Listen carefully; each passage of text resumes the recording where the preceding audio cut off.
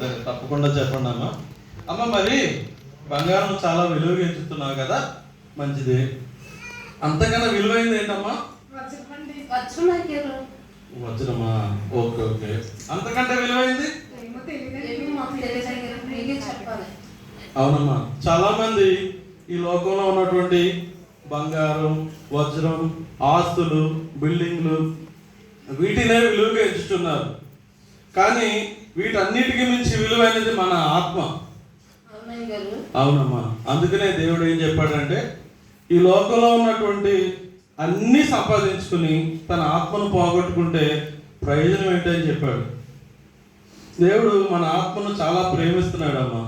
అందుకనే మానవుడు పాపంలో ఉండగా ఆయన ఈ లోకానికి మానవ రూపంలో వచ్చి శిలువ మీద బలియాగం అయిపోయి తిరిగి లేచాడమ్మా.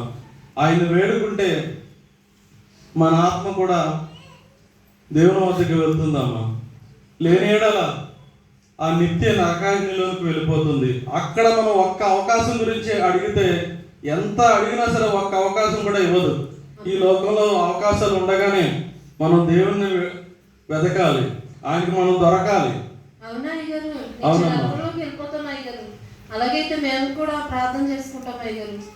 మంచిదమ్మా, మీరు కూడా ప్రార్థన చేసుకోండి అమ్మా. పాపాల విషయమై ఈ రోజే ఒప్పుకొని అవునమ్మా, ఈ లోక ధనధాన్యాదాల గురించి ఒక పాట కూడా ఉందమ్మా, నాకు అది గుర్తు వస్తుంది. నమ్మవద్దు నమ్మవద్దు ఈ మాయాలోకం, నమ్మవద్దు ఇది ఆశ చూపి మోసం చేయు, ఈ మాయాలోకం నమ్మవద్దు. ధనము సంపాదించేవారు ఈ ధరణి యందు నిలువబోరు, వారు ఆశతో సంపాదించిన వారాస్తి పాస్తులన్నీ ఏవి. నిజమేనమ్మా, మీరు సంపాదించుకునే ఆస్తిపాస్తులు మనకు మిగలవు, కానీ మన ఆత్మను రక్షణలో నడిపించుకుంటే అదే మనకి నిత్యత్వంలో నిలిచేదమ్మా. మంచిదమ్మా, రేపు వచ్చి సాక్ష్యం చెప్పుకోండి. మంచిది. అలాగే ఈ రోజు పెద్దపేటలో ఎల్ఏఎఫ్ చర్చ్ ద్వారా క్రిస్మస్ జరుగుతుంది.